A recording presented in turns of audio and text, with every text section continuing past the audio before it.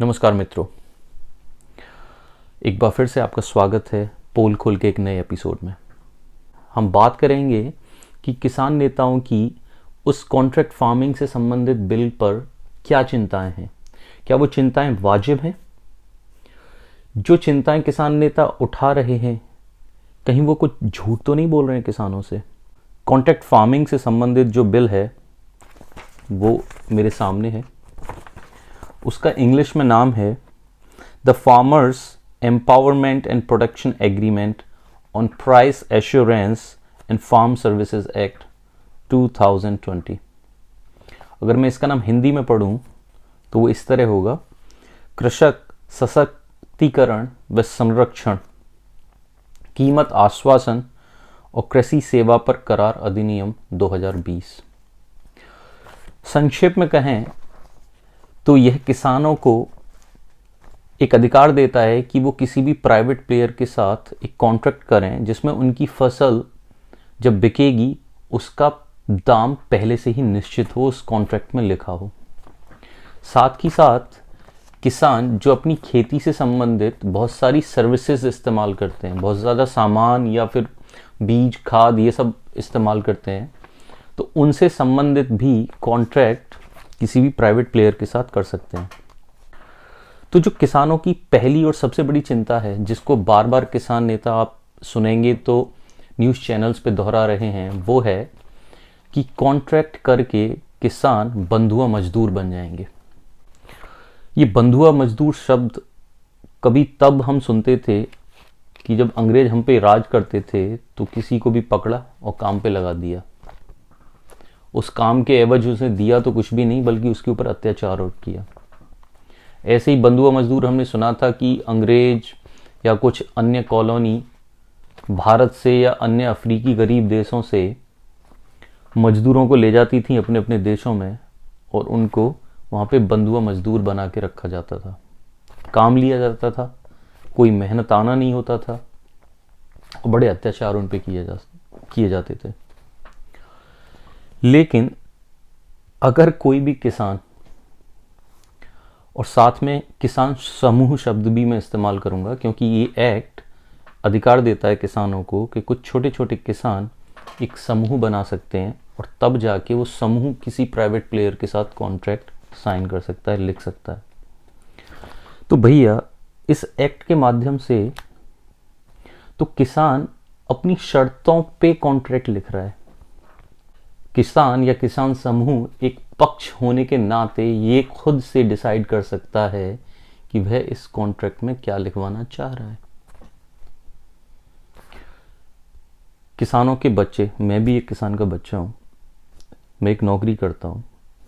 जब मैंने किसी कंपनी में नौकरी के लिए अप्लाई किया, उन्होंने मेरा इंटरव्यू लिया, जांचा परखा कि क्या मैं उनके काम का व्यक्ति हूं या नहीं, और जब उन्हें मैं पसंद आया तो उन्होंने इस तरह का ये कॉन्ट्रैक्ट मेरे आगे रख दिया कि आप काम करोगे तो इन शर्तों पे करोगे। मैंने उनको पढ़ा और समझा कि क्या मैं इस कॉन्ट्रैक्ट की सारी शर्तों को पूरा कर पाऊंगा, और जब मुझे लगा कि हाँ, तो मैंने उसको साइन कर दिया। लेकिन वो एक तरफा कॉन्ट्रैक्ट था, कंपनी ने लिखी थी सारी शर्तें उसमें। मैंने तो बस ये देखा था कि क्या ये सारी शर्तें मैं पूरी कर पाऊंगा। उसमें मुझे इतना बिल्कुल भी अधिकार नहीं था कि मैं उनको कहता कि ये लाइन गलत है, इसको मिटा दो, ये मैं नहीं कर सकता। तो हमारे यहाँ लाखों करोड़ों युवा नौकरी के लिए मारे मारे फिर रहे हैं, ऐसी नौकरी के लिए जिसमें कॉन्ट्रैक्ट एक तरफा होगा। इनको तो बेचारों को बस साइन करना पड़ेगा नौकरी लेने के लिए। वो कॉन्ट्रैक्ट पे कभी किसी ने उंगली नहीं उठाई। लेकिन ये एक्ट जहां किसानों को ये इजाजत देता है, ये अधिकार देता है कि भैया टेबल पे बैठो और अपनी मर्जी की शर्तें वहां पे कॉन्ट्रैक्ट में लिखवाओ, क्या आप कर पाओगे, क्या आप नहीं कर पाओगे। वो कॉन्ट्रैक्ट में बोला जा रहा है कि ऐसा कॉन्ट्रैक्ट लिख के किसान बंधुआ मजदूर हो जाएगा। आप खुद से बताइए, क्या ये झूठ नहीं है? एक चीज और, इसमें पॉइंट नंबर 3 का क्लॉज नंबर 3 क्या कहता है इस एक्ट का, कि किसी भी कॉन्ट्रैक्ट का जो कम से कम समय अंतराल आप रख सकते हो कि भाई ये वाला कॉन्ट्रैक्ट इतने समय के लिए है किसान के साथ। वो एक फार्मिंग सीजन है। एक फार्मिंग सीजन का मतलब है कि मैंने देखा है कि किसान एक साल में 3-3 फसलें ले लेते हैं, तो मतलब एक फसल के 4 महीने लगा दो, तो कम से कम आप सिर्फ 4 महीने का भी कॉन्ट्रैक्ट चाहो तो कर सकते हो। 4 महीने के कॉन्ट्रैक्ट में एक किसान अपनी शर्तों पे कॉन्ट्रैक्ट लिख के बंधुआ कैसे हो गया भाई। एक दूसरी बात कि 2 पक्ष या 3 पक्ष इस कॉन्ट्रैक्ट में हो सकते हैं। एक तरफ तो किसान या किसान समूह होंगे, दूसरी तरफ कॉरपोरेट जिनको बोला जा रहा है वो होंगे। इस एक्ट के माध्यम से पता है कॉन्ट्रैक्ट का दूसरा पक्ष कौन कौन हो सकता है? कोई भी एक व्यक्ति, एक पार्टनरशिप फर्म, एक कंपनी भी हो सकती है, एक लिमिटेड लायबिलिटी पार्टनरशिप हो सकती है, एक कोऑपरेटिव सोसाइटी भी किसानों के साथ कॉन्ट्रैक्ट कर सकती है। कोई एक सोसाइटी जैसे कि आरडब्ल्यूए सोसाइटी होती हैं, बड़े शहरों में रेजिडेंट वेलफेयर सोसाइटी होती हैं, कुछ फ्लैट के लोग मिलके बना लेते हैं, वो भी किसानों से कॉन्टैक्ट कर सकते हैं कि भाई अब हम आपकी सब्जियां खाया करेंगे, अब हम आपके उगाए हुए सरसों का तेल हम यूज़ करेंगे, हम आपके उगाए हुए गेहूं का आटा हम यूज़ करेंगे। तो आरडब्ल्यूए सोसाइटी भी किसानों के साथ कॉन्ट्रैक्ट कर पाएंगी। अब आप एक बात बताइए कि इसमें 7 तरह के लोग या ग्रुपों के बारे में बताया गया है जो किसानों के साथ कॉन्ट्रैक्ट फार्मिंग कर सकते हैं, और उनमें कॉरपोरेट एक आता है। तो बार बार ये कह देना कि ये तो एक्ट सिर्फ कॉरपोरेट्स के लिए हैं, क्या ये झूठ नहीं है? एक साधारण आदमी भी जाके किसानों के साथ ये कॉन्ट्रैक्ट साइन कर सकता है, उसको अधिकार दिया है। एक अकेला आदमी, अडानी अंबानी नहीं, मैं या आप भी अपनी ज़रूरतों के हिसाब से किसानों के साथ जाके कॉन्ट्रैक्ट फार्मिंग कर सकते हैं। एक और चिंता जो किसान नेता जाहिर कर रहे हैं वो ये है कि भाई कोई प्राइवेट प्लेयर आया, किसानों के साथ कॉन्ट्रैक्ट किया कि तुम आलू कर लो, और जब आपके आलू की फसल पक के आ जाएगी तो हम आपके आलूओं को इस दाम पे लेंगे। अब यहाँ पे 2 केस हो सकते हैं कि जब आलू आए उस समय जो बाज़ार का भाव था, मान लो कि वो कॉन्ट्रैक्ट में लिखे बाज़ार भाव से ज़्यादा हो गया। किसान तो अब खुश हो रहा है कि मैंने तो लिखा था मान लो 500 रुपये बोरी, बाज़ार में 700 रुपये बोरी बिक रहा है, तो मेरा भी अब तो 700 बिकेगा। लेकिन ख़रीदार आया और उसने कहा कि भैया ये कॉन्ट्रैक्ट है, देखो हमारी तो बात आपसे 500 रुपये प्रति बोरी के हिसाब से हुई है। अब वही किसान दुखी है। अब वो सोच रहा है कि काश मैंने ये कॉन्ट्रैक्ट ना लिखा होता तो मैं तो 700 रुपये की एक बोरी बेच रहा होता। तो किसान नेता कह रहे हैं कि इससे क्या होगा, किसान के साथ धोखा होगा, उसको कम दाम मिलेगा। अब उनका ये वाला झूठ मैं बेनकाब करता हूं।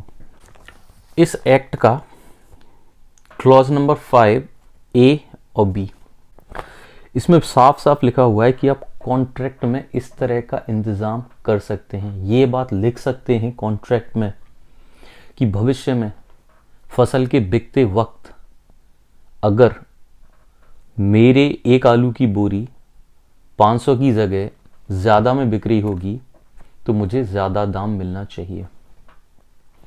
वो कितना ज़्यादा मिलना चाहिए, क्योंकि खरीदार भी रिस्क ले रहा है, आप भी रिस्क ले रहे हो, तो आप एक रेफरेंस डिसाइड कर सकते हो। आप कह सकते हो कि जो दोनों के बीच का अंतर होगा उसका आधा, जैसे ही 500 और 700 के बीच का अंतर हुआ 200, तो 100 का नुकसान आप, 100 का नुकसान वो, 600 में बिकेगी। और ये सरकार ने इस एक्ट के माध्यम से किसान को ये अधिकार दिया है कि उन सभी संभावनाओं को जिसमें कि आपके फसल का दाम कॉन्ट्रैक्ट में लिखे दाम से ज़्यादा हो सकता है बिकते वक्त, आप इसका इंतज़ाम कॉन्ट्रैक्ट में कर सकते हैं। तो ये झूठ है जो ये कहता है कि नहीं नहीं नहीं, अब तो प्राइवेट वाला 500 में ही खरीदेगा, आप मजबूर हैं, आप मजबूर नहीं हैं। अब किसानों की एक और चिंता है जो इसके उलट है कि भैया अगर बाजार में उस समय भाव हो गया 500 की जगह 300 रुपये प्रति बोरी, तो प्राइवेट वाला क्या करेगा, वो आपके आलू की गुणवत्ता पे सवालिया निशान लगा देगा कि देखिए हमारी तो बात ऐसे हुई थी कि इस तरह का साइज़ होना चाहिए, ये वाला आलू होना चाहिए, लेकिन वैसा आपका आलू नहीं आ रहा है, तो मैं आपके आलू को नहीं लूँगा। और यह कह के वो भाग जाएगा और 300 रुपये प्रति बोरी वो बाज़ार से खरीद लेगा। चिंता वाजिब है। इस बारे में मैं थोड़ा लंबा बताऊंगा। देखिए, पहली बात तो सरकार ने कॉन्ट्रैक्ट में क्या लिखा जाएगा उसका कोई फॉर्मेट नहीं दिया है।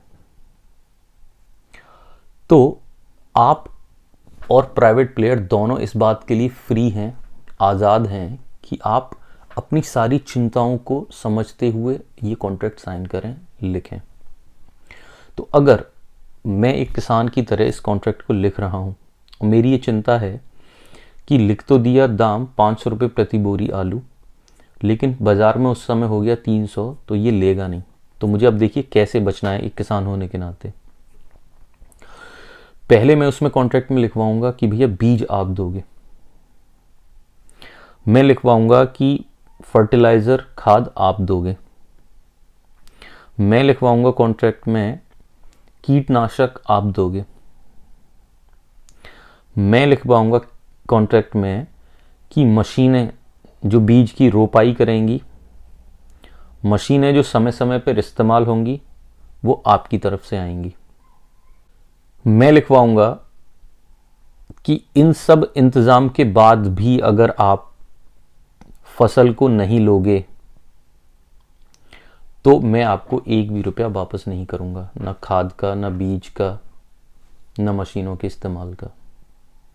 तो अब आप बताइए, जब सारे खर्चे आपने स्पॉन्सर से करवा लिए हैं और फिर भी वो आपके आलू को नहीं खरीद रहा है, तो आप 300 में जाके बाजार में खुद बेच सकते हो। अब आपको नुकसान क्या है? जो कॉन्ट्रैक्ट में नहीं है वो भी किसान 300 में बेच रहे हैं, आपने कॉन्ट्रैक्ट लिखा आप भी 300 में बेच रहे हैं, और बल्कि आप सारा काम तो स्पॉन्सर से करवा चुके हो, तो आपकी तो फ्री की फसल थी, वो सिर्फ खेत का इस्तेमाल हुआ।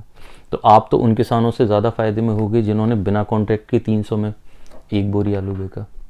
क्लॉज नंबर 4, 1, 2, 3 और 4, जिसमें साफ साफ बताया गया है कि भाई क्वालिटी तो कॉन्ट्रैक्ट का पार्ट होगी ही होगी। क्यों होगी मैं बताता हूँ। कि देखा जाए तो कोई भी प्राइवेट प्लेयर कॉन्ट्रैक्ट में आना ही क्यों चाह रहा है, जब सारी चीज़ें हैं उसको बाज़ार में मिल रही हैं अभी भी बिना कॉन्ट्रैक्ट के, तो वो कॉन्ट्रैक्ट में क्यों आना चाह रहा है? तो उसका रीज़न ये होता है कि मैं एक कंपनी खोलता हूँ और वो कंपनी चिप्स बनाने की कंपनी है, और मुझे अपने चिप्स में एक अलग तरह का स्वाद चाहिए, अलग तरह का फ्लेवर चाहिए, अलग तरह का साइज़ और शेप होना चाहिए। लेकिन मैंने बाज़ार में जाके देखा कि यार उस तरह का आलू तो नहीं आ रहा है, और इक्का दुक्का कोई किसान ला भी रहा है, तो क्या गारंटी कि कल मेरे को जब ज़्यादा आलू की ज़रूरत पड़ेगी तो उतना आलू बाज़ार में होगा? मुझे क्या मालूम कि क्या किसान अगली साल आलू करने वाले भी हैं या कोई और फसल पे चले गए। तो मुझे ये सुनिश्चित करना है कि मेरी फैक्ट्री को जितना आलू चाहिए उतना आलू किसान उगाएं ही उगाएं। मुझे ये भी सुनिश्चित करना है कि मेरी चिप्स जिस आलू से बनती है किसान वो वाला आलू उगाएं। तो इन चीज़ों को सुनिश्चित करने के लिए, और समय भी, कि जिस समय पे मेरे को फैक्ट्री चलानी है, शुरू करना है प्रोडक्शन चिप्स का, उस समय वो आलू उपलब्ध हो। तो इन सब चीज़ों को सुनिश्चित करने के लिए मैं जाके कॉन्ट्रैक्ट करूँगा किसानों के साथ, ताकि वो मुझे वो वाला आलू मिल पाए, जितनी मात्रा में मुझे चाहिए आलू उतना मिल पाए, जिस समय पे मुझे वो आलू चाहिए उस समय पे मिल पाए। तो ये बहुत ही अनलाइकली है, ऐसा शायद ना हो कि जिस फैक्ट्री ने इन सब इंतज़ामों के लिए आपके साथ कॉन्ट्रैक्ट किया है वो उस कॉन्ट्रैक्ट को छोड़ के भाग जाए सिर्फ इसलिए कि उसको सस्ता मिल रहा है।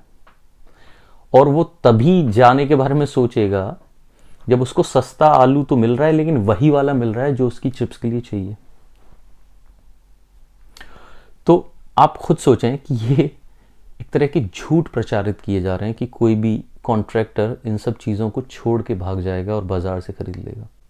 तो किसान को यहाँ अधिकार है कि वो अपनी मर्जी का कॉन्ट्रैक्ट लिखवा सकता है, और अगर कोई भी प्राइवेट प्लेयर किसानों की मर्जी का कॉन्ट्रैक्ट नहीं लिख रहा है तो भैया उसके हाथ जोड़ना, जैसे हम आज तक करते आ रहे हैं सालों सालों से, सदियों से, ऐसे ही हम आगे करते रहेंगे।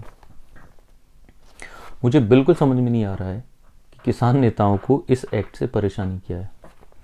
यहां तो घोड़े की लगाम किसान के हाथ में है। एक और चिंता जो किसान नेता कर रहे हैं वो ये है कि भैया किसानों की ज़मीन हत्या ली जाएगी, और उसका वो रीज़न दे रहे हैं। और जगह पे तो वो एक्ट नहीं पढ़ रहे हैं लेकिन यहाँ पे एक्ट पढ़ लिया उन्होंने। इस एक्ट में एक बात लिखी हुई है कि कोई भी प्राइवेट प्लेयर आपके कॉन्ट्रैक्ट का सहारा लेके कहीं से लोन ले सकता है किसी बैंक से। तो किसान नेता कहते हैं कि अरे आपके कॉन्ट्रैक्ट पे लोन ले लिया, मतलब कि आपकी ज़मीन पे खेती हो रही है, प्राइवेट वाले ने उस कॉन्ट्रैक्ट पे लोन ले लिया है। अगर वो लोन नहीं पटा पाया तो आपके कॉन्ट्रैक्ट को देख के बैंक तो आपके पास आ जाएगा कि भैया इस कॉन्ट्रैक्ट पे लोन है, आप हमें पैसा दो या फिर अपनी ज़मीन दो। सरासर झूठ है, सरासर। क्लॉज नंबर 8 पॉइंट ए और बी और पॉइंट नंबर 9 वो इसी बारे में है। क्या है? कहा जा रहा है कि इस एग्रीमेंट में ज़मीन का ट्रांसफ़र, सेल, उसको लीज पे लेना, उसको मॉर्टगेज पे लेना, ये सब तो शामिल हो ही नहीं सकते। अगर आपने ज़मीन से संबंधित उसकी सेल, उसका रेंट, उसका मॉर्टगेज, उसकी लीज, अगर ऐसा कुछ भी लिख दिया तो वो कॉन्ट्रैक्ट ही इनवैलिड है। वो कॉन्ट्रैक्ट ऐसे समझो जैसे था ही नहीं।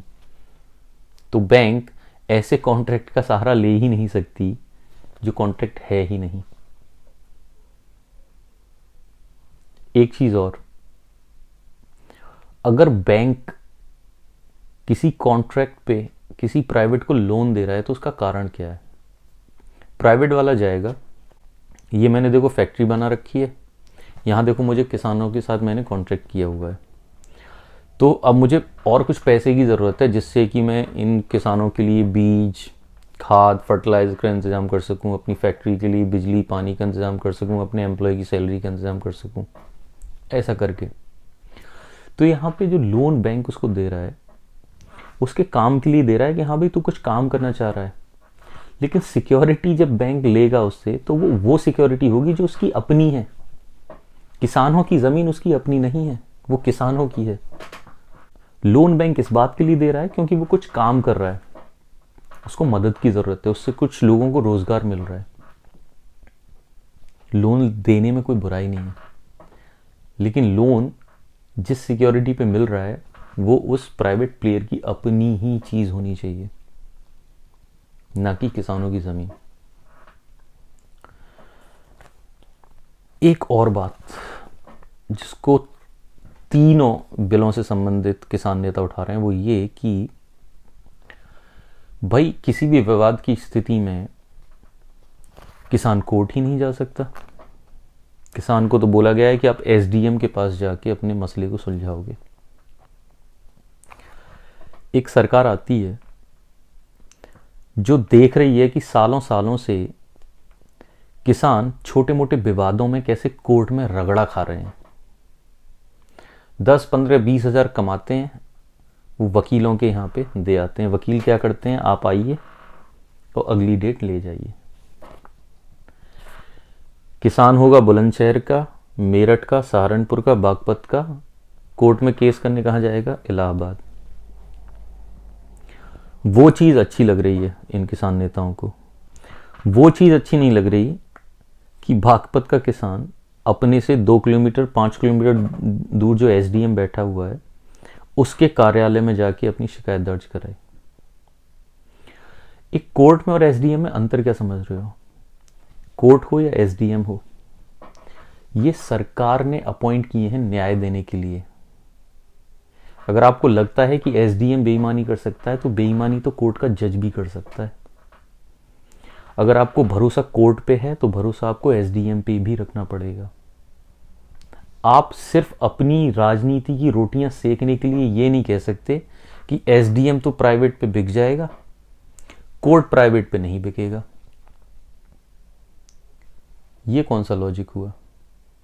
अरे भैया, यहां पर किसानों को एक ऐसी सुरक्षा दी गई है कि कम से कम उनको कोर्ट के रगड़े नहीं काटने पड़े, उनको वकीलों के चक्कर ना काटने पड़े। न्याय मिलेगा तो दोनों जगह मिलेगा, नहीं मिलेगा तो कहीं नहीं मिलेगा। यहां कम से कम ये तो सुनिश्चित है कि उसकी जेब तो खाली नहीं हो रही है वकीलों और जजों के चक्कर में। छोटी मोटी मेड़ के विवाद हो जाते हैं और मैंने देखा है कि मेड़ तो रह जाती है, जमीनें बिक जाती हैं कोर्ट के चक्कर में। और एक बात बताइए, मैंने अक्सर देखा है, गांव का मैं रहने वाला हूं, कि किसान जब कोई भी काम करते हैं ना तो वो अकेले नहीं करते, वो 10-12 से ना सलाह मशवरा करके करते हैं। हाँ भाई ऐसा है यार, वो कॉन्ट्रैक्ट करने आया है, कोई करेगा, तू करेगा, मुझे करना चाहिए, नहीं करना चाहिए। तो कॉन्ट्रैक्ट फार्मिंग होगी भी ना तो एक किसान नहीं करेगा, उसको पूरा पूरा गांव जाएगा शामिल उसके साथ। और जो विवाद की स्थिति बनेगी तो वो एक किसान के साथ नहीं बनेगी, वो पूरे गांव के किसानों के साथ फिर स्थिति बनेगी। तो एसडीएम के पास अब एक किसान को नहीं जाना होगा, पूरा गांव जा रहा होगा। अभी आप कह रहे हैं कि 2000-10,000 किसान दिल्ली में जुट के इतना दबाव बना सकते हैं कि एक सरकार को हम हिला देंगे। तो क्या एक गांव के किसान मिलकर एसडीएम पे दबाव नहीं बना सकते कि वो अपने पक्ष में न्याय ले पाए? ये झूठ है आपका जब आप कहते हैं कि हम मोदी को तो उखाड़ के फेंक देंगे लेकिन हम एक एसडीएम से न्याय नहीं ले पाएंगे। यहां आप झूठ बोलते हैं किसानों से। बात करें तो एक जैसी करें। अगर भ्रष्ट एसडीएम हो जाएगा तो कोर्ट भी हो जाएगा, ऐसे बोलें तो कोई फायदा नहीं है कोर्ट में जाने का, वहां तो पैसा लगेगा। और अगर आप मोदी को अपनी एकता से उखाड़ सकते हैं तो अपनी एकता से एसडीएम से न्याय भी पा सकते हैं। एक जैसी बात बोलें। एक और चिंता किसान नेताओं ने बार बार जाहिर की है, वो मैंने देखा है कुछ वीडियोस में, जहाँ पे वो मध्य प्रदेश या महाराष्ट्र के कुछ अखबारों की कटिंग ला के कह रहे हैं कि भाई प्राइवेट वाला माल लेके और भाग गया, पैसे नहीं दिए उसने, कि ऐसा होगा कॉन्ट्रैक्ट फार्मिंग में। पैसे कब और कितने मिलने होंगे इस एक्ट में लिखा हुआ है, मैं अभी आपको बताता हूँ। इस एक्ट का पॉइंट नंबर 6, 1, 2, 3, 4 वो माल के पैसे के बारे में ही है। क्या लिखा हुआ है कि माल स्पॉन्सर किसान के खेत में से उठाएगा। तो जो चोरी करने आ रहा है वो आपके खेत में आ रहा है। पूरे किसान गांव के इकट्ठा हैं, उनकी फसल तैयार है बिकने के लिए, खरीदने वाला आ रहा है और वो पूरे गांव को उनके घर में धोखा दे के भाग जाएगा, ऐसा किसान नेता बोल रहे हैं। वही किसान नेता जो कह रहे हैं अब किसान बेवकूफ़ नहीं रहा, अब किसान बहुत समझदार हो गया है, अब हमें सब समझ में आता है। तो भैया दूसरी तरफ आप ये क्यों कहने लगते हो कि अब किसान धोखा खा जाएगा, अब उसके गांव में आके खेत में आके कोई उनके माल को लेके भाग जाएगा? एक बात बोलो, अलग अलग बातें मत बोलो। या तो किसान को बोलो वो बेवकूफ़ है या उसको बोलो कि वो समझदार है। और वो समझदार है, मुझे भी मालूम है समझदार है, इसलिए उस एक्ट को पढ़ेगा, कॉन्ट्रैक्ट में उन चीज़ों को लिखवाएगा जैसे इसमें लिखा हुआ है पॉइंट नंबर 6(1) में कि माल उसके खेत से उठेगा। बहुत बढ़िया। एक्ट बोलता है जिस दिन माल उठा रहे हो आपको सुनिश्चित करना पड़ेगा कि कम से कम 2/3 अमाउंट का पेमेंट उसी समय खेत पर ही होना चाहिए, या आप बैंक में ट्रांसफ़र करवाइए और उसका प्रूफ दिखाइए किसानों को कि तुम्हारे खाते में 2/3 हिस्सा आपके पेमेंट का पहुंच गया है। 2/3 कितना होता है? 3 लाख का अगर माल है तो 2 लाख कम से कम उसी दिन, जिस दिन माल उठाया है उस दिन का पेमेंट किसान को होना चाहिए। और जो बचा हुआ 1 लाख है उसके बारे में साफ साफ लिखा हुआ है, उसका आप दिन बताओगे कि इस दिन आपका 1 लाख का पेमेंट होगा, और उसको लिखित में आप दोगे ताकि आप मुकर नहीं सकते। पॉइंट नंबर 12 का 1 और 2 क्लॉज वो ये है कि ये कॉन्ट्रैक्ट को रजिस्टर करने के लिए केंद्र सरकार और राज्य सरकारें काम करेंगी। उस वैलिड डॉक्यूमेंट के साथ स्पॉन्सर के किसान के प्रॉपर डॉक्यूमेंट लगे हैं, उनके आधार कार्ड लगे हुए हैं। भागेगा तो कहाँ भागेगा? तो मुझे लगता है कि इन सब बातों के बाद किसान नेता किसानों के भले के बारे में सोचेंगे, अनर्गल बातें नहीं करेंगे, जो सच्चाई है उसे ही कहेंगे, बार बार इस एक्ट को पढ़ेंगे और झूठ नहीं बोलेंगे। और अगर आपको लगता है कि मैंने कुछ गलत कहा है तो आप इस वीडियो को जहाँ पे भी देख रहे हैं, फेसबुक, ट्विटर या यूट्यूब, वहाँ पे कमेंट करके मुझे बताइए कि भाई आप यहाँ पे गलत थे। और आपको लगता है कि मेरी बातें सही हैं और लोगों को तक भी ये बातें जाननी चाहिए तो प्लीज़ आप इसको शेयर करेंगे। मैं इस तरह के कई और भी वीडियो बना रहा हूँ, तो मैं आपसे प्रार्थना करता हूँ कि आप फेसबुक, ट्विटर या यूट्यूब जहाँ पे भी इसको देख रहे हैं वहाँ पे सब्सक्राइब करें इसको। और आपके अगर कुछ सवाल हैं तो आप मुझे बताएं। हो सकता है मेरे पास अगर जवाब होंगे या मेरी टीम के पास जवाब होंगे तो हम उन जवाबों को आप तक पहुँचाने के लिए मेहनत करेंगे।